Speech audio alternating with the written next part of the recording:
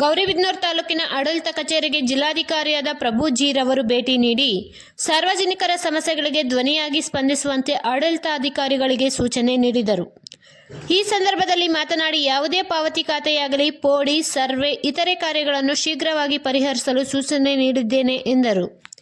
ಅದೇ ರೀತಿ ಸರ್ಕಾರಿ ಅಧಿಕಾರಿಗಳು ಕಚೇರಿಗೆ ಬೆಳಗ್ಗೆ 10 ಗಂಟೆ 10 ನಿಮಿಷಕ್ಕೆ ಹಾಜರಾಗಬೇಕೆಂದು ಖಡಕ್ ಆಗಿ ಸೂಚನೆ ನೀಡಿದ್ದಾರೆ. ನಂತರ ಕೆರೆಗಳಲ್ಲಿ ಹೂಳೆತ್ತುವುದನ್ನು ಪರಿಶೀಲನೆ ಮಾಡಿ ಪರವಾನಗಿ ಪತ್ರವನ್ನು ತೆಗೆದುಕೊಳ್ಳದೇ ಇದ್ದವರಿಗೆ ತಕ್ಷಣ ಸರ್ಕಾರ ವಿಧಿಸಿರುವ ದಂಡದ ಶುಲ್ಕವನ್ನು ಹಾಕಿ ಎಂದು ತಹಶೀಲ್ದಾರ್ ಅವರಿಗೆ ತಿಳಿಸಿದರು. ಇನ್ನು ಅನೇಕ ವಿಚಾರವನ್ನು ಮಾಧ್ಯಮದ ಮುಂದೆ ಜಿಲ್ಲಾಧಿಕಾರಿಗಳು ಹಂಚಿಕೊಂಡರು. ತ್ರಿಕಾಲವಾಣಿ ಟಿವಿ 12 ನ್ಯೂಸ್ ವರದಿ ಸುಪ್ರಿಯಾ. ಕೆಲಸಗಳಿಗೆ ಶಾಶ್ವತವಾದಂಥ ಪರಿಹಾರ ಒದಗಿಸುವಂಥದ್ದು. ಅಭಿಲೇಖಾಲಯ ನಮ್ಮ ಕಂದಾಯ ಇಲಾಖೆಯಲ್ಲಿ ನಾವೇನು ಹಕ್ಕುಗಳನ್ನು ಕೊಡ್ತೇವೆ, ಆ ಹಕ್ಕುಗಳ ಕೊಡುವಂಥ ದಾಖಲೆಗಳು ಶಾಶ್ವತ ದಾಖಲೆಗಳು. ಅವು ಸರ್ವಕಾಲಿಕ ಅನ್ವಯಿಕ ದಾಖಲೆಗಳು ಮತ್ತು ಶಾಶ್ವತವಾಗಿ ನಾವು ಅವುಗಳನ್ನ ಸಂರಕ್ಷಿಸಿಡಬೇಕಾದಂಥದ್ದು. ಹಾಗಾಗಿ ಅಭಿಲೇಖಾಲಯ ಏನು ವಿಶೇಷವಾಗಿ ಈಗೆಲ್ಲ ಸ್ಕ್ಯಾನ್ ಮಾಡಿ ಅಭಿಲೇಖಾಲಯಗಳನ್ನು ನಾವು ಸಂರಕ್ಷಿಸ್ತಾ ಇದ್ದೇವೆ. ಆ ಅಭಿಲೇಖಾಲಯಗಳ ಕೆಲಸನೂ ಕೂಡ ಇನ್ನು ಮುಂದೆ ಎಲ್ಲ ದಾಖಲೆಗಳು ಕೂಡ ಸ್ಕ್ಯಾನ್ ಆಗಿಬಿಡುತ್ತೆ. ಆನ್ಲೈನ್ನಲ್ಲಿ ತಂತ್ರಾಂಶದ ಮೂಲಕ ಹೊರಗಡೆ ಎಲ್ಲಿ ಬೇಕಾದರೂ ಯಾವ ದಾಖಲೆಯನ್ನು ಬೇಕಾದರೂ ನಾಗರಿಕರು ಮುಕ್ತವಾಗಿ ಪ್ರತಿ ಪೇಜ್ಗೆ ಪ್ರತಿಗೆ ಇಷ್ಟು ಅಂಥೇಳಿ ಸರ್ಕಾರ ನಿಗದಿ ಮಾಡಿರುವ ದರವನ್ನು ಪಾವತಿ ಮಾಡಿ, ಹೇಗೆ RTCನವರೆಲ್ಲ ಕಡೆ ತಗೊಳ್ತಾರೆ ಆ ರೀತಿ ಎಲ್ಲ ಸರ್ವೆ ದಾಖಲೆಗಳು, ಮಂಜೂರಾತಿ ದಾಖಲೆ, ಸಾಗುವಳಿ ಚೀಟಿ ಇರಲಿ, OMಗಳಿರಲಿ, ಆಕಾರ ಬಂಧಗಳಿರಲಿ, ಟಿಪ್ಪಣಿ ಇರಲಿ, ಪಕ್ಕಾ ಬುಕ್ ಇರಲಿ, ಎಲ್ಲ ದಾಖಲೆಗಳನ್ನು ನಾಗರಿಕರಿಗೆ ತಗೊಳ್ಳೋದಕ್ಕೆ ಅವಕಾಶ ಇದೆ. ಆ ಕೆಲಸ ಕೂಡ ತುಂಬ ವೇಗವಾಗಿ ಜಿಲ್ಲೆಯಲ್ಲಿ ನಡೀತಾ ಇದೆ. ಈಗಾಗಲೇ 2 ತಾಲೂಕುಗಳಲ್ಲಿ ಸಮಗ್ರವಾಗಿ 2-3 ತಾಲೂಕಲ್ಲಿ ಸಮಗ್ರವಾಗಿ ಮುಗಿಸಿದ್ದೀವಿ. ಅದೇ ಕೆಲಸ ಉಳಿದ ಎಲ್ಲ ತಾಲೂಕುಗಳಲ್ಲೂ ಮಿಷನ್ ಮೋಡಲ್ ಆಗ್ತಾ ಇದೆ.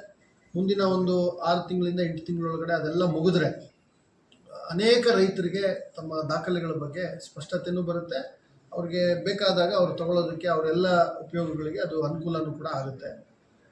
ಅದ್ರ ಜೊತೆಗೆ ರೆಗ್ಯುಲರ್ ಆಗಿ ನಾವು ಮಾಡುವಂಥ ಮತ್ತು ಈ ತಾಲೂಕಲ್ಲಿ ಎತ್ತಿನೊಳೆ ಯೋಜನೆಗೆ ಭೂಸ್ವಾಧೀನ ಪ್ರಕ್ರಿಯೆ ಭಾಳ ವೇಗವಾಗಿ ನಡೀತಾ ಇದೆ.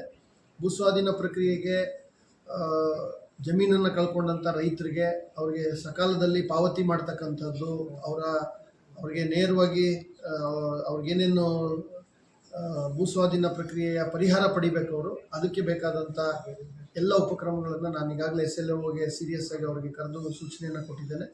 ಕ್ಯಾಂಪ್ ಮೋಡಲ್ಲಿ ಗೌರಿಬಿದನೂರಲ್ಲಿ ಮಿಷನ್ ಮೋಡಲ್ಲಿ ಅಲ್ಲೇ ಹೋಗಿ ಮುಂದಿನ ದಿನಗಳಲ್ಲಿ ಪಾರದರ್ಶಕವಾಗಿ ನಾಗರಿಕರಿಗೆ ಜಮೀನಿನಲ್ಲಿ ಅವರವರ ಗ್ರಾಮಗಳಿಗೆ ಭೇಟಿ ಕೊಟ್ಟು ಅಲ್ಲೇ ದಾಖಲೆಗಳನ್ನು ತಹಸೀಲ್ದಾರರು ನಮ್ಮ ಕಂದಾಯ ಇಲಾಖೆಯಿಂದ ಏನೇನು ದಾಖಲೆ ಕೊಡಬೇಕು ಅವೆಲ್ಲ ಅವ್ರಿಗೆ ಕೊಟ್ಟು ನೈಜವಾಗಿ ಅದನ್ನು ಪಾರದರ್ಶಕವಾಗಿ ಅವರಿಗೆ ಪಾವತಿ ಮಾಡುವಂಥ ವ್ಯವಸ್ಥೆ, ಈ ಥರದ್ದೆಲ್ಲ ಅನೇಕ ವಿಷಯಗಳು ನಮ್ಮ ಮುಂದೆ ಇದ್ದಾವೆ. ಆ ಎಲ್ಲ ಕೆಲಸಗಳನ್ನು ಕೂಡ ನಾವು ಮಾಡ್ತೇವೆ. 27ನೇ ತಾರೀಕು ಮಾನ್ಯ ಕಂದಾಯ ಸಚಿವರು ಜಿಲ್ಲೆಗೆ ಬರ್ತಾ ಇದ್ದಾರೆ. ಮಾನ್ಯ ಉಸ್ತುವಾರಿ ಸಚಿವರ ಅಪೇಕ್ಷೆ ಇದೆ. ಮಾನ್ಯ ಎಲ್ಲ ಶಾಸಕರುಗಳು ಹಾಗೂ ಸಂಸದರ ಅಪೇಕ್ಷೆ ಇದೆ. ಜಿಲ್ಲೆಯಲ್ಲಿ ಕಂದಾಯ ಇಲಾಖೆ ಒಂದಷ್ಟು ಗಟ್ಟಿಗೊಳ್ಬೇಕು, ನೈಜವಾಗಿ ಜನರ ಸಮಸ್ಯೆಗಳಿಗೆ ಧ್ವನಿಯಾಗಿ ನಿಲ್ಲಬೇಕು ಅಂತೇಳಿ ಆ ಕೆಲಸವನ್ನು ಕಡ್ಡಾಯವಾಗಿ ಮಾಡ್ತೇವೆ.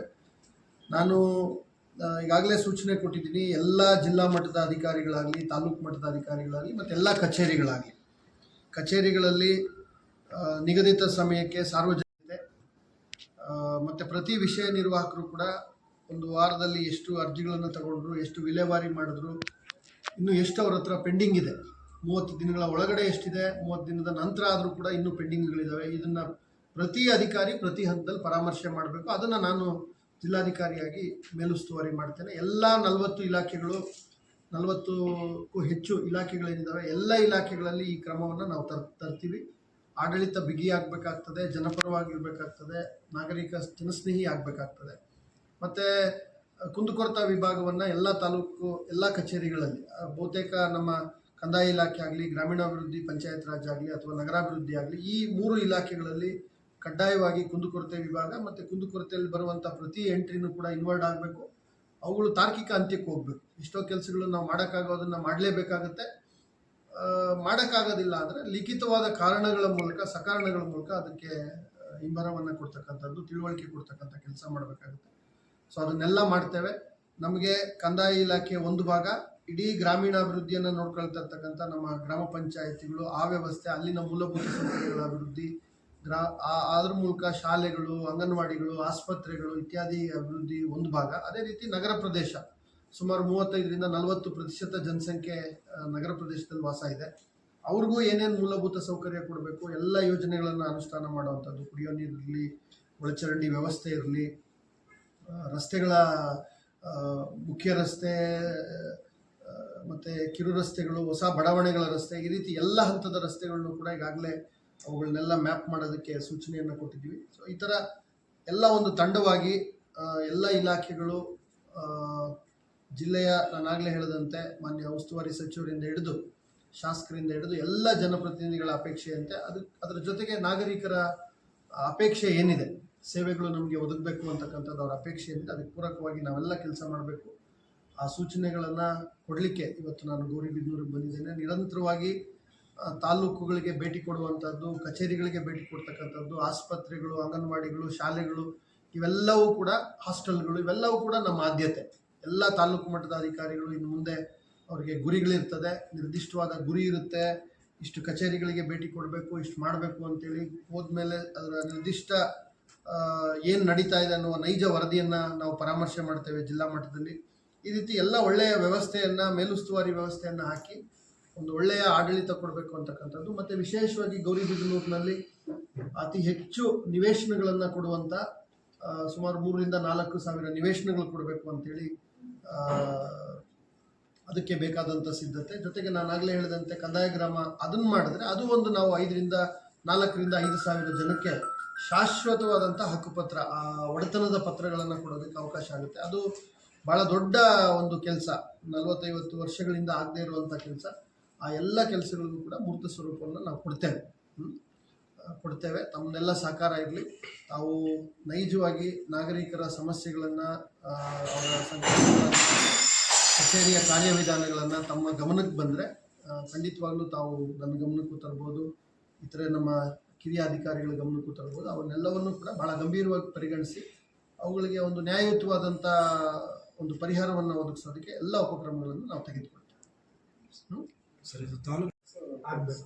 ಈಗ ಎಲ್ಲ ಎ ಕ್ಯಾಟಗರಿ ಮಾಡಿದ್ದೀವಲ್ಲ ಸರ್, ಎಲ್ಲ ಕ್ಯಾಟಗರಿ. ಸೊ ಮುಖ್ಯವಾಗಿ ನಮ್ಮ ಅಭಿಲೇಖಾಲಯದಲ್ಲಿ 4 ಕ್ಯಾಟಗರಿಗಳ ದಾಖಲೆ ಇರುತ್ತೆ. ಎ ಕ್ಯಾಟಗರಿ ಅಂದರೆ ಶಾಶ್ವತವಾಗಿ ಇಡಬೇಕಾದಂಥ, ಅಂದರೆ ಒಬ್ಬ ವ್ಯಕ್ತಿಗೆ ಹಕ್ಕು ಬಂದಂಥ ಎಲ್ಲ ದಾಖಲೆಗಳು, ಅದು ಅವ್ರ ಕ್ರಯಪತ್ರ ಇರಬಹುದು, ಅವ್ರಿಗೆ ಮಂಜೂರಾತಿ ಮಾಡಿರುವಂಥ ಸಾಗುವಳಿ ಪತ್ರಗಳಿರ್ಬೋದು, ವಹಿಗಳಿರ್ಬೋದು, ಇವೆಲ್ಲವೂ ಕೂಡ ಎ ಕ್ಯಾಟಗರಿ. ಆ ಎ ಕ್ಯಾಟಗರಿಗಳನ್ನು ಗೌರಿಬಿದನೂರಿನಲ್ಲಿ ಮುಗಿಸ್ಬಿಟ್ಟಿದ್ವಿ. ಬಿ ಕ್ಯಾಟಗರಿನೂ ಕೂಡ ಆಲ್ಮೋಸ್ಟ್ ಮುಗಿತಾ ಬಂದಿದೆ ಅಂತ ಅಂದ್ಕೊಳ್ತೀವಿ. ಎ ಮತ್ತು B almost we have completed. B category ಅಂತಂದರೆ ಸುಮಾರು 30 ವರ್ಷಗಳ ಕಾಲ ನಾವು ಸಂರಕ್ಷಿಸಿ ಇಡಬೇಕಾದಂಥ ದಾಖಲೆಗಳು, ಅದನ್ನು ನಾವು ಮಾಡಿದ್ವಿ. ಅದಾದಮೇಲೆ ಸಿ 15 ವರ್ಷ, 5 ವರ್ಷ, 1 ವರ್ಷ, ಈ ಥರ ಎ ಇಂದ ಈ ಕ್ಯಾಟಗರಿ ತನಕ ಇರುತ್ತೆ. ಎ ಮತ್ತು ಬಿ ನಮಗೆ ತುಂಬ ಆದ್ಯತೆ ದಾಖಲೆಗಳು. ಯಾಕಂದರೆ ಅವೇನೇ ಇವ್ರು ಅಲ್ದಾಡೋದು. ಏನು ನಾಗರಿಕರು ಕಚೇರಿಗಳಿಗೆ ನಮಗೆ ದಾಖಲೆ ಸಿಗ್ತಾ ಇಲ್ಲ, ಸಾಗುವಳಿ ಚೀಟಿ ಸಿಗ್ತಾ ಇಲ್ಲ, OM ಸಿಗ್ತಾ ಇಲ್ಲ, ನಡವಳಿ ಸಿಗ್ತಾ ಇಲ್ಲ, ಕೈ ಬರವಣಿಗೆ RTCಗಳು ಸಿಗ್ತಾ ಇಲ್ಲ, ಮುಟೇಶನ್ ಸಿಗ್ತಾ ಇಲ್ಲ, ಇವೆಲ್ಲ ಏನು ಓಡಾಡ್ತಾರೆ, ಇದು ಎ ಮತ್ತು ಬಿ ಕ್ಯಾಟಗರಿ. ಆ ದಾಖಲೆಗಳನ್ನು ಈಗಾಗಲೇ ಸಂರಕ್ಷಣೆ ಮಾಡಿದ್ದೀವಿ. ಅವುಗಳನ್ನು ನಾಗರಿಕರಿಗೆ ಆನ್ಲೈನ್ನಲ್ಲಿ ಕೊಡುವಂಥ ವ್ಯವಸ್ಥೆಯನ್ನು ಕೂಡ ಜಾರಿಗೆ ತರ್ತೀವಿ. ಈಗಾಗಲೇ ಜಿಲ್ಲೆನಲ್ಲಿ 3 ತಾಲೂಕುಗಳು ಎಲ್ಲೆಲ್ಲಿ ಮುಗಿದಿದೆ ಅಲ್ಲಿ 1.5 ಲಕ್ಷ ದಾಖಲೆಗಳನ್ನ ಕಳೆದ 2-3 ತಿಂಗಳಲ್ಲಿ ನಾಗರಿಕರು ಪಡೆದಿದ್ದಾರೆ. ಎಂತೆಂಥ ದಾಖಲೆ ಸಿಕ್ಕಿದೆ ಅಂತಂದರೆ ಅವ್ರಿಗೆ 10-15 ಸರಿ ಇಲ್ಲ ಅಂತ ನಾವು ಇಂಬರಹ ಕೊಟ್ಟಿರುವಂಥ ದಾಖಲೆಗಳೆಲ್ಲ ಈಗ ಟ್ರೇಸ್ ಆಗಿದ್ದಾವೆ. ನಾವು ಸ್ಕ್ಯಾನ್ ಮಾಡಿದ್ಮೇಲೆ ಅದು ಮೂಲ ದಾಖಲೆಗಳು ಟ್ರೇಸ್ ಆಗಿದ್ದಾವೆ. ನನ್ನ ಹತ್ರ ಅಪೀಲ್ಗೆ ಮೊನ್ನೆ ಕೇಸುಗಳು ಬರ್ತಾ ಇದೆ. ಮೂಲ ದಾಖಲೆಗಳು ಈಗ ಲಭ್ಯ ಆಗಿದೆ ಸರ್, ನಮಗೆ ದಯವಿಟ್ಟು ನಮ್ಗೆ ಹಕ್ಕಿದೆ ನೋಡಿ, ಎಲ್ಲ ದಾಖಲೆಗಳು ನಮ್ಗೆ ಸಿಕ್ಕಿದೆ, ನ್ಯಾಯಾಲಯದಲ್ಲಿ ನ್ಯಾಯ ಒದಗಿಸಿ ಅಂತೇಳಿ ನನ್ನ ಹತ್ರ ಅಪೀಲ್ ಬರ್ತಾ ಇದ್ದಾರೆ. ಸೊ ಈ ರೀತಿ ಮುಂದಿನ ದಿನಗಳಲ್ಲಿ ಗೌರಿಬಿದನೂರು ಇನ್ನು 40 ಲಕ್ಷ ಇದೆ, ಅದರಲ್ಲಿ ಒಂದು 10-15 ಲಕ್ಷ ನಾವು ಅದನ್ನೆಲ್ಲ ಡಿಸ್ಪೋಸ್ ಮಾಡೋವಂಥ ರೆಕಾರ್ಡ್ಸ್, ಅದು 1 ವರ್ಷ ಇಡೋವಂಥ ಇರ್ತವೆ, ಅವನ್ನೆಲ್ಲ ವಿಲೇವಾರಿ ಮಾಡ್ತೇವೆ. ಆದಷ್ಟು ಶೀಘ್ರ ಒಂದು 6-8 ತಿಂಗಳಲ್ಲಿ ಬಹುಶಃ ಗೌರಿಬಿದನೂರಿನ ತಾಲೂಕಿನ ಎಂಟೈರ್ ಅಭಿಲೇಖಾಲಯ ಏನಿದೆ ಅದನ್ನು ಡಿಜಿಟೈಸ್ ಮಾಡ್ತೇವೆ. ಎಲ್ಲ ದಾಖಲೆಗಳನ್ನು ನಾಗರಿಕರು ಯಾವುದೇ ಸೆಂಟರ್ಗಳಲ್ಲಿ ಹೊರಗಡೆ ತಗೋಬೋದು, ಅವ್ರ ಮನೆಯಲ್ಲೇ ಕೂತ್ಕೊಂಡು ಪೇಮೆಂಟ್ ಮಾಡಿ ತಗೊಳ್ಬೋದು, ದಾಖಲೆಗಳನ್ನು ಡೌನ್ಲೋಡ್ ಮಾಡ್ಕೊಳ್ಬೋದು. ಆ ಎಲ್ಲ ವ್ಯವಸ್ಥೆಗಳನ್ನು ಕೂಡ ತರ್ತೀವಿ.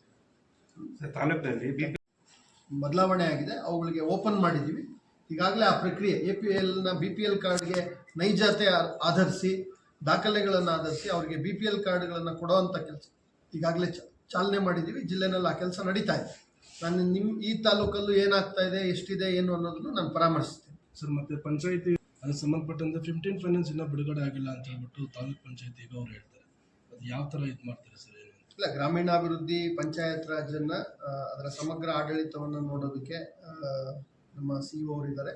ಆದಾಗ್ಯೂ ಕೂಡ ಜಿಲ್ಲಾಧಿಕಾರಿಯಾಗಿ ಖಂಡಿತವಾಗ್ಲೂ ಇವೆಲ್ಲ ವಿಷಯಗಳನ್ನು ನಾವು ಸಮಗ್ರವಾಗಿ ನೋಡಬೇಕಾಗುತ್ತೆ. ಕಂದಾಯ ಇಲಾಖೆ ಆಗಲಿ, ಗ್ರಾಮೀಣಾಭಿವೃದ್ಧಿ ಆಗಲಿ, ನಗರಾಭಿವೃದ್ಧಿ ಆಗಲಿ, ಇವು 3 ಇಲಾಖೆಗಳು ಗಟ್ಟಿಗೊಂಡ್ರೆ ಉಳಿದೆಲ್ಲ ಇಲಾಖೆಗಳು, ಶಿಕ್ಷಣ ಇಲಾಖೆ, ಮಹಿಳಾ ಮತ್ತು ಮಕ್ಕಳ ಕಲ್ಯಾಣ ಇಲಾಖೆ, ಅಂಗನವಾಡಿಗಳು, ಆಸ್ಪತ್ರೆಗಳು ಇವೆಲ್ಲ ಗಟ್ಟಿಗೊಳ್ತಾವೆ. ಹಾಗಾಗಿ ತಾವು ಹೇಳಿದಂತೆ ಅನುದಾನದ ಕೊರತೆ ನನ್ನ ದೃಷ್ಟಿನಲ್ಲಿ ನಾನು ನೋಡಿದಂತೆ ಯಾವುದೇ ಅನುದಾನದ ಕೊರತೆ ಇಲ್ಲ. ಈಗ ಮುಖ್ಯಮಂತ್ರಿಗಳ CMIDPನಲ್ಲಿ ಈಗಾಗಲೇ ಅನುದಾನ ನಮ್ಮ ಹತ್ರ ಇದೆ. ಕ್ರಿಯಾಯೋಜನೆ ತಯಾರು ಮಾಡಿ ಟೆಂಡರ್ಗಳನ್ನ ಮಾಡಿ ಕೆಲಸ ಪ್ರಾರಂಭ ಮಾಡೋ ಹಂತದಲ್ಲಿ ಇದ್ದೀವಿ.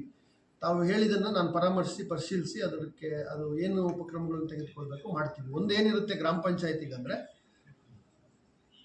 ಇಷ್ಟು ಅಂತೇಳಿ ಕಮ್ಯುನಿಕೇಷನ್ ಆಗಲೇ ಆಗೋಗಿದೆ. ನಾನು ಹಿಂದಿನ ಜಿಲ್ಲೆನಲ್ಲಿ ಕೆಲಸ ಮಾಡಿರೋದ್ರಿಂದ CEO ಆಗಿ ಎಷ್ಟು ಪರ್ ಪಂಚಾಯತಿ 15 ಹಣಕಾಸಿನಲ್ಲಿ ಎಷ್ಟು ನಿಗದಿಯಾಗಿದೆ ಅಂತ ಆಗೋಗ್ಬೋದು. ಅಷ್ಟಿದ್ರೆ ಸಾಕು ನಮಗೆ. ನಾವು ಕೆಲಸ ಮಾಡಿ ಅನುದಾನ ನಮ್ಗೆ ಯಾವಾಗ ಬೇಕಾಗುತ್ತೆ, ಕೆಲಸ ಮಾಡಿ ಕಂಪ್ಲೀಷನ್ ಮಾಡಿ ದುಡ್ಡು ಬೇಕು ಅಂತೇಳಿ ನಾವು ಕೇಳುವಂಥ ಸಂದರ್ಭದಲ್ಲಿ ನಮ್ಗೆ ಅನುದಾನ ಬೇಕಾಗುತ್ತೆ. ಹಾಗಾಗಿ ಅಭಿವೃದ್ಧಿ ಕುಂಠಿತ ಆಗಲ್ಲ.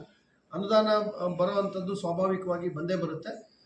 UCಗಳನ್ನು ಕಳಿಸ್ತಕ್ಕಂಥದ್ದು, ಬಳಕೆ ಪ್ರಮಾಣ ಪತ್ರ ನಾವು ಇನ್ ಟೈಮಲ್ಲಿ ಕೊಡೋವಂಥದ್ದು ಅದೆಲ್ಲ ಸ್ವಲ್ಪ ವಿಳಂಬ ಆಗಿರುತ್ತೆ. ಅದು 75% ಇಂದಿನ ಅನುದಾನನ ಬಳಕೆ ಮಾಡಿದ್ದೀವಿ ಅಂತ ಸರ್ಟಿಫಿಕೇಟ್ ಕೊಟ್ಟರೆ ನೆಕ್ಸ್ಟ್ ಅನುದಾನ ಬಿಡುಗಡೆ ಆಗೋದು. ಸೊ ಹಾಗಾಗಿ ತಾವು ಹೇಳಿರುವಂಥದ್ದು ಯಾಕಾಗಿದೆ ಏನು ಅಂತೇಳಿ ನಾನು ಕೂಡ CEO ಅವ್ರಿಗೆ ಮಾತಾಡ್ತೀನಿ. ಪರಿಹಾರ ಮಾಡ್ಕೊಳ್ತೀವಿ. ಅಭಿವೃದ್ಧಿ ಕೆಲಸ ಮಾಡಬೇಕು. ಎಲ್ಲ ಪಂಚಾಯತಿಗಳಿಗೆ ನಿಗದಿಯಾಗಿದೆ, ಅವರಿಗೆ ಬೇಕಾದಂಥ ಯೋಜನೆಗಳಿದ್ದಾವೆ, ಅವರ ವರ್ಗ 1ರ ಅನುದಾನಗಳಿದ್ದಾವೆ. ಹೊಸ P2ನಲ್ಲಿ ಎಷ್ಟು ಆಸ್ತಿಗಳು ಹೆಚ್ಚುವರಿ ಆಗಿದೆ ಅನ್ನೋ ಮಾಹಿತಿ ಇದೆ. ತೆರಿಗೆ ವಸೂಲಿ ಮಾಡ್ಕೊಳ್ಬೇಕು. ನಮ್ಮ ಜಿಲ್ಲೆ ಭಾಳ ಗ್ರಾಮೀಣಾಭಿವೃದ್ಧಿ ಇಲಾಖೆ ಭಾಳ ಯಶಸ್ವಿಯಾಗಿ ಅಭಿಯಾನವನ್ನು ಮಾಡಿ ಹೆಚ್ಚು ತೆರಿಗೆಯನ್ನು ವಸೂಲಿ ಮಾಡಿದ್ದಾರೆ. ಪ್ರತಿ ಪಂಚಾಯತಿಗಳಿಗೆ 30 ಲಕ್ಷ 20 ಲಕ್ಷ ಅನುದಾನ ತೆರಿಗೆ ಮೂಲಕನೇ ಬಂದಿದೆ. ಸೊ ಸ್ವಚ್ಛತೆ, ಅಭಿವೃದ್ಧಿ ಇವೆಲ್ಲವೂ ಕೂಡ ಅವರಿಗೆ ಆದ್ಯತೆ ಆಗಬೇಕು. ಖಂಡಿತ ಹಂತವಾಗಿ ಎಲ್ಲ ಸಲಹೆ ಸೂಚನೆಗಳನ್ನ ಕೊಡ್ತೀವಿ. ಮತ್ತೆ ಮಂಚನಹಳ್ಳಿ ಮತ್ತು ನಮ್ಮಲ್ಲಿ ಚೇಳೂರು 2 ಹೊಸ ತಾಲೂಕುಗಳು ಈಗ ನಿನ್ನೆ ತಾನೇ EO ಕಚೇರಿಗಳು ಪ್ರಾರಂಭ ಮಾಡಬೇಕು ಅಂತೇಳಿ ಈಗಾಗಲೇ ಗೌರ್ಮೆಂಟಿಂದ ಪೋಸ್ಟು ಸ್ಯಾಂಕ್ಷನ್ ಆಗಿ ಬಂದಿದೆ. ಇಮಿಡಿಯೇಟಾಗಿ EO ಕಚೇರಿನ ಸ್ಟಾರ್ಟ್ ಮಾಡ್ತೀವಿ. ಅದೇ ರೀತಿ ಎಲ್ಲ ಜಿಲ್ಲಾ ಮಟ್ಟದ ಅಧಿಕಾರಿಗಳಿಗೆ ನಾನು ಸೂಚನೆ ಕೊಟ್ಟಿದ್ದೀನಿ. ನಿಮ್ಮ ತಾಲೂಕು ಕಚೇರಿ ಮಂಚೇನಹಳ್ಳಿನಲ್ಲಾಗಲಿ ಚೇಳೂರಿನಲ್ಲಾಗಲಿ ಅದು ಪ್ರಾರಂಭ ಆಗಲಿಕ್ಕೆ ಸರ್ಕಾರ ಮಟ್ಟದಲ್ಲಿ ಪ್ರಸ್ತಾವನೆಯನ್ನು ಸಿದ್ಧ ಮಾಡಿಕೊಂಡು ಸರ್ಕಾರದ ಮಟ್ಟದಲ್ಲಿ ಅದನ್ನು ಫಾಲೋಅಪ್ ಮಾಡಿ ಆ 2 ತಾಲೂಕುಗಳಿಗೆ ಬೇಕಾದಂಥ ಎಲ್ಲ ಇಲಾಖೆಗಳು ಹಂತವಾಗಿ ಸೃಜನೆ ಏನಾಗಬೇಕಾಗುತ್ತೆ ಅದಕ್ಕೆ ಕ್ರಮ ತಗೊಳ್ಳಿ ಅಂತೇಳಿ ಈಗಾಗಲೇ ಸೂಚನೆ ಕೊಟ್ಟಿದ್ದೀವಿ. ಮಾನ್ಯ ಉಸ್ತುವಾರಿ ಸಚಿವರು ಕೂಡ, ಮಾನ್ಯ ಶಾಸಕರುಗಳು, ಸಂಬಂಧಪಟ್ಟ ಶಾಸಕರುಗಳು ಅವರು ಕೂಡ ಅದನ್ನು ಫಾಲೋಅಪ್ ಮಾಡ್ತಾ ಇದ್ದಾರೆ. ಸೊ ಹಂತವಾಗಿ ಅವೆಲ್ಲ ಮಾಡ್ತೀವಿ. ಮತ್ತು ನೀವು ಹೇಳ್ದಂಗೆ ಯಾವುದಾದ್ರೂ ಇನಾಗ್ರೇಷನ್ ಆಗಿಲ್ಲ, ಓಪನ್ ಆಗಿಲ್ಲ ಅಂದರೆ ಖಂಡಿತ ಆ ಮಾಹಿತಿಗಳನ್ನ ಕ್ರೋಢೀಕರಿಸಿ ಅವನ್ನೆಲ್ಲ ಪ್ರಾರಂಭಿಸ್ತೀವಿ. ನಾವು ಈ ಫಾರಂ 50, 53, 57 ನಿಖರವಾಗಿ ಕರಾರುವಾಕ್ಕಾಗಿ ಮಂಜೂರಾತಿ ಮಾಡಿ ಉಳಿಕೆ ಸರ್ಕಾರಿ ಜಮೀನು ಎಷ್ಟು ಅನ್ನೋದನ್ನು ನಾವು ವೈಜ್ಞಾನಿಕವಾಗಿ ಆ ಕೆಲಸ ಪ್ರಕ್ರಿಯೆ ಪೂರ್ಣಗೊಳಿಸೋದಿಲ್ಲ. ಅಲ್ಲಿವರೆಗೂ ನಿಖರತೆ ಬರೋದಿಲ್ಲ. ಯಾರು ಎಷ್ಟು ಜಾಗದಲ್ಲಿದ್ದಾರೆ, ಯಾರೇನು ಒತ್ತುವರಿ ಮಾಡಿ, ಈಗ ಆ ಕೆಲಸನೇ ನಾವು ಮಾಡ್ತಾ ಇರೋದು. ಜಿಲ್ಲೆಯಲ್ಲಿ ಸುಮಾರು 32,000 ಮಂಜೂರಿದಾರಿದ್ದಾರೆ. ಅದರಲ್ಲಿ 25,000 ಮಂಜೂರಿದಾರರು ಸರ್ಕಾರಿ ಮಂಜೂರಿದ್ದಾರೆ. ಉಳಿದ 6-7,000 ವಿವಿಧ ಯೋಜನೆಗಳಿಗೆ, ಇಲಾಖೆಗಳಿಗೆ ನಾವು ಕೊಟ್ಟಿರೋದು. ಆ 25,000 ಜನಕ್ಕೂ ಕೂಡ ನಿಮ್ಮ ಜಿಲ್ಲೆನಲ್ಲಿ, ನಿಮ್ಮ ತಾಲೂಕಲ್ಲಿ, ಈ ತಾಲೂಕಲ್ಲೂ ಕೂಡ 4,000 to 5,000 ದರಖಾಸ್ತು ಮಂಜೂರಿದಾರರು ವಿವಿಧ ಸರ್ವೆ ನಂಬರ್ಗಳಲ್ಲಿ ಇದ್ದಾರೆ. ಅವರೆಲ್ಲರಿಗೂ ಕೂಡ ಪ್ರೈಮರಿ ರೆಕಾರ್ಡ್ಸ್, ಪ್ರಾಥಮಿಕ ದಾಖಲೆಗಳು ಅಂದರೆ ನಮ್ಮ ಟಿಪ್ಪಣಿ, ಪಕ್ಕ, ಆಕಾರ ಬಂದು ಸರ್ವೆ ರೆಕಾರ್ಡ್ಸ್, ಅವರ ಗಡಿಯನ್ನು ನಿರ್ದಿಷ್ಟವಾಗಿ ಗುರುತಿಸಿ ಆ ಜಮೀನಿಗೆ ಹೊಸ ಸರ್ವೆ ನಂಬರನ್ನು ಅಸೈನ್ ಮಾಡ್ತೀವಿ. ಹೊಸ ಸರ್ವೆ ನಂಬರ್, ಆ ಗ್ರಾಮದ ಕೊನೆಯ ನಂಬರ್ನ ಅಸೈನ್ ಮಾಡ್ತೀವಿ. ಆ ಸರ್ವೆ ನಂಬರ್ ಅಸೈನ್ ಮಾಡೋ ಕೆಲಸಕ್ಕೆ ನಾವು ದುರಸ್ತಿ ಅಂತ ಕರಿತೀವಿ. ಅದು ಶಾಶ್ವತವಾದಂಥ ಕೆಲಸ. ಒಂದ್ಸರಿ ದುರಸ್ತ ಆದರೆ ಆ ಜಮೀನಿಗೆ, ಆ ಲ್ಯಾಂಡ್ ಪಾರ್ಸಲ್ಗೆ, ಆ ವ್ಯಕ್ತಿಗೆ ಶಾಶ್ವತವಾದಂಥ ಒಂದು ರೈಟ್ಸು, ಹಕ್ಕು ಎಲ್ಲ ಅವ್ರಿಗೆ ಬಂದ್ಬಿಡುತ್ತೆ. ಆ ಕೆಲಸ ಈಗ ಮಾಡ್ತಾ ಇದ್ದೀವಿ. ಜಿಲ್ಲೆಯಲ್ಲಿ ಸುಮಾರು 2,500 ಇಲ್ಲಿವರೆಗೂ ಆಗಿದೆ. ಒಂದು 4,000 to 5,000 ಪೈಪ್ಲೈನಲ್ಲಿದೆ. ಬೇರೆ ಬೇರೆ ಹಂತಗಳಲ್ಲಿದ್ದಾವೆ. ಸರ್ವೆ ಹಂತದಲ್ಲಿದೆ, ದೃಢೀಕರಣ ಹಂತದಲ್ಲಿದೆ, ವಿಲೇಜ್ ಅಕೌಂಟೆಂಟ್ ವೆರಿಫಿಕೇಶನ್ ಹಂತದಲ್ಲಿದೆ. ನಮ್ಮ ಉದ್ದೇಶ ಮುಂದಿನ 1 ವರ್ಷದಲ್ಲಿ ಕನಿಷ್ಠ 20,000 ದರಖಾಸ್ತು ಪೋಡಿ ಮಾಡಿ ಯಾವ್ಯಾವ ಸರ್ವೆ ನಂಬರ್ಗಳಲ್ಲಿ ಅರ್ಹರಿದ್ದಾರೆ, ತಲತಲಾಂತರದಿಂದ ಕೂತ್ಕೊಂಡಿದ್ದಾರೆ, ಮಂಜೂರಾತಿ ಮಾಡ್ಕೊಂಡಿದ್ದಾರೆ, ಅವರೆಲ್ಲರಿಗೂ ಶಾಶ್ವತವಾದ ಪರಿಹಾರ ಕೊಡಬೇಕು ಅಂತಕ್ಕಂಥದ್ದು ಅದೇ ನಮ್ಗೆ ಆದ್ಯತೆ. ಅದು ನಂಬರ್ 1 ವರ್ಕ್ ಅದು ನಮ್ಮ ಕಂದಾಯದಲ್ಲಿ. ಅದನ್ನ ನಾವು ಮಾಡ್ತೀವಿ. ಆ ಸಂದರ್ಭದಲ್ಲಿ ತಾವು ಹೇಳಿದಂಗೆ ಒತ್ತುವರಿದಾರರು ಯಾರಿದ್ದಾರೆ ಎಲ್ಲ ಗೊತ್ತಾಗುತ್ತೆ. ಅಂತ ಎಲ್ಲವನ್ನು ಕೂಡ ನಾವು ಒತ್ತುವರಿಯನ್ನು ತೆರವುಗೊಳಿಸ್ತಕ್ಕಂಥದ್ದು ಅವೆಲ್ಲ ಸರ್ಕಾರಿ ಉದ್ದೇಶಗಳಿಗೆ ನಮಗೆ ಭಾಳ ಬೇಕು. ಅದ್ರ ಜೊತೆಗೆ ಡೀಮ್ಡ್ ಫಾರೆಸ್ಟ್ ಕೂಡ ಈಗ ಇಡೀ ರಾಜ್ಯದಲ್ಲಿ ನಮ್ಮ ಜಿಲ್ಲೆ ಪೈಲಟ್ ಪ್ರಾಜೆಕ್ಟ್ ಅಂತ ತಗೊಂಡು ಅದನ್ನ ಅಂತಿಮಗೊಳಿಸೋ ಹಂತದಲ್ಲಿ ಇದ್ದೀವಿ. ಈಗ ಜಾಯಿಂಟ್ ಸರ್ವೆ ಮಾಡ್ತೀವಿ. ಜಾಯಿಂಟ್ ಸರ್ವೆನಲ್ಲಿ ಅರಣ್ಯ ಇದ್ರೆ, ಸ್ವರೂಪ ಇದ್ರೆ ಅದನ್ನ ಅರಣ್ಯಕ್ಕೆ ಉಳಿಸ್ತೀವಿ. ಅರಣ್ಯದ ದಾಖಲೆಗಳಲ್ಲಿ ಅರಣ್ಯ ಇದ್ರೆ ಅರಣ್ಯಕ್ಕೆ ಉಳಿಸ್ತೀವಿ. ಉಳಿದಂಥ ಜಮೀನುಗಳು ಏನು ನಮ್ಮ ರೈತರು ಉಳುಮೆ ಮಾಡ್ತಾ ಇರೋವಂಥದ್ದು ಅಥವಾ ಸಾರ್ವಜನಿಕ ಉದ್ದೇಶಗಳಿಗೆ ನಾವು ಬಳಸ್ತಕ್ಕಂಥದ್ದು, ಕೆರೆ ಕಟ್ಟೆಗಳಿರುವಂಥದ್ದು ಅಂಥವೆಲ್ಲವನ್ನು ಕೂಡ ನಾವು ಜಂಟಿ ಸಮಿತಿನಲ್ಲಿ ಸೂಕ್ತ ನಿರ್ಣಯ ತಗೊಳ್ತೀವಿ. ತಾಲೂಕು ಮಟ್ಟದ ಅಧಿಕಾರಿಗಳು ಏನು ಹೇಳ್ತಾರೆ ಸರ್ ಭೇಟಿ ಕೊಟ್ಟಿದ್ದಾರೆ? ಇಲ್ಲ, ಈಗ ಅದನ್ನೇ ಹೇಳ್ತೀನಲ್ಲಿ. ಇಷ್ಟೇ, ಎಲ್ಲರೂ ಕೂಡ ಜನಸ್ನೇಹಿ ಆಡಳಿತ ಕೊಡಬೇಕು, ಅಷ್ಟೇ ಅಪೇಕ್ಷೆ. ಅದಕ್ಕೆ ಆಡಳಿತದಲ್ಲಿ ಏನು ಬಿಗಿ ತರಬೇಕು ಆ ಬಿಗಿಯನ್ನು ನಾವು ಕಡಾಖಂಡಿತವಾಗಿ ತರ್ತೇವೆ. ಜನರಿಗೆ ಅವರ ನಿರೀಕ್ಷೆಗೆ ತಕ್ಕಂತೆ ಕೆಲಸ ಮಾಡೋದಕ್ಕೆ ನಮ್ಮ ಸಾರ್ವಜನಿಕ ಸೇವೆಯಲ್ಲಿ ನಾವೆಲ್ಲ ಇರ್ತಕ್ಕಂಥದ್ದು. ಆ ಕೆಲಸ ಎಲ್ಲ ಹಂತದಲ್ಲೂ ಆಗುತ್ತೆ. ಅದನ್ನು ನಾನು ಖಂಡಿತ ಖಚಿತಪಡಿಸ್ತೀನಿ. ಸರ್, ಸರ್ಕಾರಿ ಆದೇಶ ಇದೆ, ಮತ್ತೆ ಕಳೆದ 6 ತಿಂಗಳಿಂದ DC ಅವರು ಒಂದು ಆದೇಶ ಮಾಡಿದ್ರು ಸರ್, ಕೇಂದ್ರ ಸ್ಥಾನದಲ್ಲಿ ಸರ್ಕಾರಿ ನೌಕರರು ಇರಬೇಕು ಅಂತ. ಯಾರು ಇರ್ತಾ ಇಲ್ಲ. ಅದ್ರ ಬಗ್ಗೆ ಪತ್ರಿಕೆಯಲ್ಲೆಲ್ಲ ನಾವು ಸುದ್ದಿಯನ್ನು ಮಾಡಿದ್ವಿ. ಇದ್ರ ಬಗ್ಗೆ ಏನು? ಇಲ್ಲ, ಈಗಾಗಲೇ ಗೈಡ್ಲೈನ್ಸ್ಗಳು, ಕಂಡಕ್ಟ್ ರೂಲ್ಸು ಎಲ್ಲ ಸ್ಪಷ್ಟವಾಗಿದೆ. ನಾನು ಮೊನ್ನೆ ಒಂದು ಸುತ್ತೋಲೆ ಹೊರಡಿಸಿದ್ದೀನಿ. 10 ಗಂಟೆ 10 ನಿಮಿಷಕ್ಕೆ ಕಚೇರಿಗಳಲ್ಲಿರಬೇಕು. ಯಾವುದೇ ಉದ್ದೇಶ ನಾವು ಇರಬೇಕು ಅಂತೀವಿ ಅಥವಾ 10 ಗಂಟೆ ಕಚೇರಿಗೆ ಬರಬೇಕು ಅಂತೀವಿ ಅಂದರೆ ಅದರ ಹಿಂದಿನ ಉದ್ದೇಶವನ್ನು ನಮ್ಮ ಅಧಿಕಾರಿಗಳು ಅರ್ಥ ಮಾಡ್ಕೊಳ್ತಾರೆ ಅನ್ನೋದು ನನ್ನ ಭಾವನೆ. ಉದ್ದೇಶ ಏನು ಅಂದರೆ ಜನಸಾಮಾನ್ಯರಿಗೆ ಆ ಕಚೇರಿ ಆಡಳಿತ ತತ್ಕ್ಷಣ ಸಿಗಬೇಕು, ಸ್ಪಂದಿಸಬೇಕು. ಒಬ್ಬ ಕಷ್ಟ ಅಂತ ಬಂದರೆ, ಅವನ ಸಮಸ್ಯೆ ಅಂತ ಇಟ್ಕೊಂಡು ಬಂದರೆ ಒಬ್ಬ ರೈತ ಅಥವಾ ಒಬ್ಬ ನಾಗರಿಕರು, ಅವರಿಗೆ ಆಡಳಿತ ವ್ಯವಸ್ಥೆ ಅವರ ಕೆಲಸವನ್ನು ತತ್ಕ್ಷಣ ಮಾಡಿಕೊಡ್ಬೇಕು. ಆ ಹಿನ್ನೆಲೆಯಲ್ಲೇ ಇವೆಲ್ಲ ಕಟ್ಟುಪಾಡುಗಳನ್ನು ನಾವು ಹಾಕುವಂಥದ್ದು. ನಮ್ಮ ಉದ್ದೇಶ ಜನಸ್ನೇಹಿ ಆಡಳಿತ. ಖಂಡಿತವಾಗ್ಲೂ ಸರ್ಕಾರದ ನಿರ್ದೇಶನ ಏನಿದೆ, ಅದು ಹೆಡ್ ಕ್ವಾರ್ಟರ್ಸ್ನಲ್ಲಿ ಇರೋದಿರ್ಬೋದು ಅಥವಾ ಸಮಯಕ್ಕೆ ಹಾಜರಾಗುವಂಥದ್ದು ಇರ್ಬೋದು, ಅವೆಲ್ಲವನ್ನು ಕೂಡ ಆಯಾ ಹಂತದಲ್ಲಿ ಮೇಲುಸ್ತುವಾರಿ ಮಾಡೋಕ್ಕೆ ಸೂಚನೆಗಳನ್ನು ಕೊಡ್ತೀವಿ. ನಿರ್ದಾಕ್ಷಿಣ್ಯವಾಗಿ ಜನರಿಗೆ ಅಂತಿಮ ನಮ್ಮ ಉದ್ದೇಶ ಜನಕ್ಕೆ ಸ್ಪಂದಿಸಬೇಕು. ಜನಸ್ನೇಹಿ ಆಡಳಿತ, ಅವ್ರ ಕೆಲಸವನ್ನು ತತ್ಕ್ಷಣ ನಿಗದಿತ ಕಾಲಮಿತಿಯಲ್ಲಿ ಸಕಾರಾತ್ಮಕವಾಗಿ ಮಾಡಿಕೊಡ್ಬೇಕು. ಸುಮ್ಮನೆ ಜನರನ್ನು ಅಲಿಸ್ತಕ್ಕಂಥದ್ದು, ರೈತರನ್ನು ಓಡಾಡಿಸ್ತಕ್ಕಂಥದ್ದು, ಅದಕ್ಕೆ ಯಾವುದಕ್ಕೂ ನಾವು ಅವಕಾಶವನ್ನು ಕೊಡೋದಿಲ್ಲ. ಆ ಥರದ ದೂರುಗಳು ಬಂದರೆ ನಿರ್ದಾಕ್ಷಿಣ್ಯವಾಗಿ ಯಾರೇ ಇದ್ರೂ ಕೂಡ ಕ್ರಮ ತಗೊಳ್ತೀವಿ. ಸರ್, ಇನ್ನೊಂದು, ನಮ್ಮ ತಾಲೂಕಲ್ಲಿ ಕೆರೆಗಳಲ್ಲಿ ಯಾವುದೇ ಪರ್ಮಿಷನ್ ಇಲ್ಲದೆ ಮಣ್ಣೆತ್ತವ್ರೆ. ಅದು 1 ಅಡಿ 2 ಅಡಿ ಇಲ್ಲ, ಸುಮಾರು 8-9 ಅಡಿ ಆಳ ತೆಗೆದು JCB ಮತ್ತು ಇಟಾಚಿಗಳಿಂದ ಮಣ್ಣೆತ್ತವ್ರೆ. ಕೆರೆ ಓನರ್ಶಿಪ್ಪು ಕೆಲವು ಕೆರೆ ಗ್ರಾಮ ಪಂಚಾಯತ್ನಲ್ಲಿದೆ, ಕೆಲವು ಕೆರೆ MIಗಳಲ್ಲಿದೆ. ಯಾವ ಕೆರೆಯಲ್ಲಿ ಯಾವುದೇ ಮಣ್ಣನ್ನು ತೆಗಿಬೇಕಂದ್ರೆ ಸಂಬಂಧಪಟ್ಟ ಇಲಾಖೆಗಳಿಂದ ಅಧಿಕೃತವಾದ ಮಾಹಿತಿ ಪಡೆದು ಪ್ರತಿ ಚದುರ ಮೀಟರ್ಗೆ ಮೌಲ್ಯ ಫಿಕ್ಸ್ ಮಾಡಿ, ರೇಟ್ ಫಿಕ್ಸ್ ಮಾಡಿ, ಅದರ ಆಧಾರದ ಮೇಲೆ ಮಾಡಬೇಕಾಗುತ್ತೆ. ಆ ಥರ ಮಾಡಲಿಲ್ಲ ಅಂತಂದರೆ ಯಾರು ಅದನ್ನು ಮಾಡಿದಾರೋ ಅದನ್ನು ಕಂದಾಯ ಬಾಕಿ ಅಂತೇಳಿ ಅವ್ರಿಗೆ ಪೆನಾಲ್ಟಿಯನ್ನು ಹಾಕಿ, ಈಗಾಗಲೇ ನೆನ್ನೆನೇ ಸೂಚನೆ ಕೊಟ್ಟಿದ್ದೀನಿ. ಅದನ್ನು ಕ್ವಾಂಟಿಫೈ ಮಾಡ್ತಾರೆ. ಲೆಂತು, ಬ್ರೆಡ್ತು, ಡೆಪ್ತ್ ಎಷ್ಟು ಮಣ್ಣನ್ನು ತೆಗ್ದಿರೋ ಅಂತೇಳಿ ಅಷ್ಟು ಮಣ್ಣಿಗೆ ದಂಡದ ಸಮೇತ ನಾವು ಅವ್ರಿಗೆ ಪೆನಾಲ್ಟಿಯನ್ನು ಹಾಕಲಿಕ್ಕೆ ಇವತ್ತು ಸೂಚನೆ ಕೊಡ್ತೀನಿ. ನಾನು ದೂರು ಕೊಟ್ಟಿದ್ವಿ, ಸಾಹೇಬರು ಸಹ ಬಂದು ನೋಡವ್ರೆ. ಕ್ವಾಂಟಿಫೈ ಮಾಡಿಸಿ ಇಮಿಡಿಯೇಟ್ ಆಗಿ ಸರ್, ಇವ್ರಿಗೆ ಹೇಳಿದ್ದೀನಿ. ಟೋಟಲ್ ತಹಸೀಲ್ದಾರ್ಗೆ ಕೊಡಬೇಕು. ಇದು ಪರಿಶೀಲನೆ ಮಾಡಿ ನನಗೆ ಬಂದರೆ ನಾನು ಸರ್ಕಾರದ ಮಟ್ಟದಲ್ಲಿ ಮಾತಾಡಿ ಇದನ್ನು ರಿಕವರಿಗೆ ಒಂದು ಪ್ರಾಧಿಕಾರ ರಚನೆ ಮಾಡಬೇಕಾಗುತ್ತೆ. ಯಾವ ಥರ ಮುಂದೆ ಹೋಗಬೇಕು, ಏನು ಅದನ್ನೆಲ್ಲ ಪರಾಮರ್ಶಿಸಿ. ಇವೆಲ್ಲ ಫೈನಾನ್ಷಿಯಲ್ ಸ್ಕ್ಯಾಮ್ ಎಲ್ಲ ನಿಮಗೂ ಗೊತ್ತಿದೆ, ಬೆಂಗಳೂರಲ್ಲಿ ಏನಾಗ್ತಾ ಇದೆ ಏನು ಅಂತ. ಸ್ಪರ್ಧಿ ಕೊಡಿ, ತಹಸೀಲ್ದಾರ್ ಕೊಡ್ತಾರೆ. ಒಂದು 3-4 ದಿನದಲ್ಲಿ ತಾವು ಸರ್ಕಾರ ಕೊಡಿ. ಅಲ್ಲಿಂದ ಬಂದರೆ ನಾನು ಕ್ರಮ ತಗೊಂಡು